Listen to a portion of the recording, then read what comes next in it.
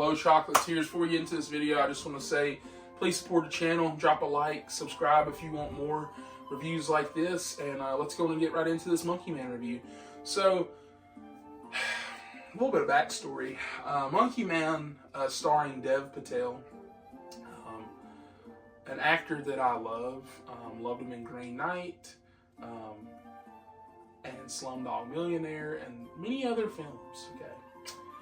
And I always thought, like, especially when I watched Green Knight a couple years ago, I even sat there and thought to myself, I was like, this man really never gets his due. I was like, he's not really planning, like, he's planning really good movies, but, like, you know, years later, like, I don't hear anybody talking about the Green Knight, you know? I don't hear anybody talking about his performances, especially in a movie like that. And for him to come out and direct this movie and pretty much just blow everybody away, I'm like, man's killing it. So apparently, I think it was from Variety or somebody was reporting it. You can look it up, fact check me, because this is loosely based on me reading stuff on Twitter.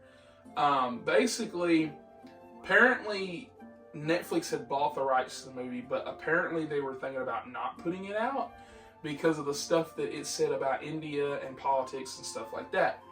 And so Jordan Peele pretty much came in and swooped in and saved the movie, because when he saw that it was really, really good, he not only thought it should belong in theaters, but he also knew that there was a chance Netflix wouldn't even put it out at all, so he just bought it from Netflix straight out, distributed it with Monkey Paw Productions, and now here we are with Monkey Man. And it's a hell of a good time. So, Monkey Man basically is a revenge story that we've seen a million times.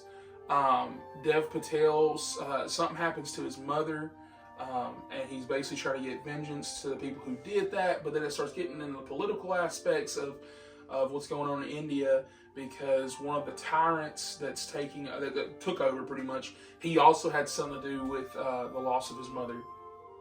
And even though we've seen this 1,000 times, Dev Patel, just not even only on directing alone, but just his performances, this movie takes room to breathe. Unlike a normal action revenge movie where it's just, you know, him killing and fighting, you know, they give you background.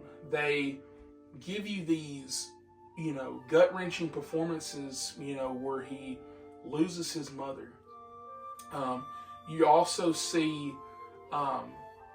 just the love and care that he took to have this movie take place in India, and basically about its people.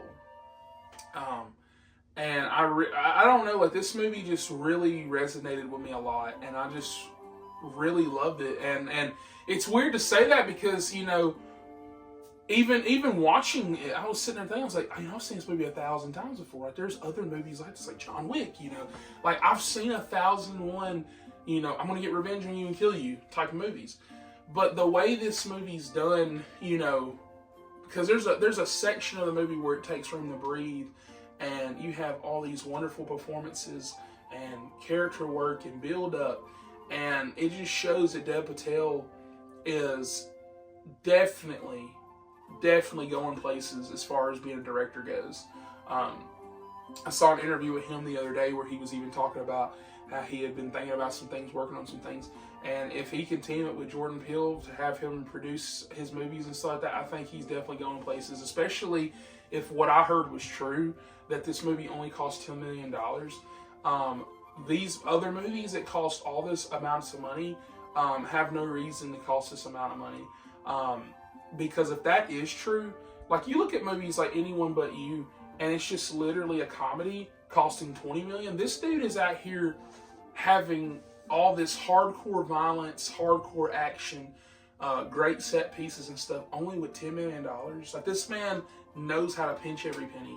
If that's true, because that's the rumor that it cost $10 million. And I don't know, like, let's get to the action sequences. So, like, this movie, like, just there's certain scenes, like, there's a scene in this movie, it's actually in the trailer. So he's like in an elevator fighting these guys, and it gets so gory and in your face where he has like put a knife in his mouth to like finish stabbing this dude. And it's just like, this is definitely one of the most violent movies I've seen in a while. It reminded me a lot of Extraction with Chris Hemsworth, except like I said, the plot and stuff was a whole lot better, and like the character acting was. But like the violence reminded me a lot of that movie. Like it got so, like the action work, the camera work, everything's so tight. It has that mix of like kind of like a shaky cam, but not really shaky cam, because it was on purpose. But it reminds you of that, along with like a lot of like tight work where like the action's always in your face, you're always there, you're not only engrossed in this plot, but when you start sitting over there and you start learning more and more about what happened to his mother, you are following him on his path of vengeance, and you want him to get what he's going to get. And so with that, I'm just going to be honest, this is my second favorite movie of the year right now. I think that if you're a action movie fan, there's no doubt, you've probably already seen it. I think that if you're a Dev Patel fan, go watch this. Go support your boy. He is awesome in this movie. He took so much time and care to the point where I think he said he broke toes in his hand doing some of this action scenes. And it's just, I don't know, like you could just see his love and care for this movie. This is an action movie that not only has a political undertone, but also just the fact that this is an action film that has so much creativity to it. Because I'm like, you get all this backdrop of India and like all this cultural stuff that you don't get in a regular action movie. And I really loved it. Like if Dune didn't come out this year, right now this will be my number one, no doubt. But this is my number 2 favorite movie this year. I'm giving this movie a 10 out of 10. Mr. Chocolate Silver approval. Like, go watch this movie. You will not be fucking disappointed. I'll catch you guys on the next one.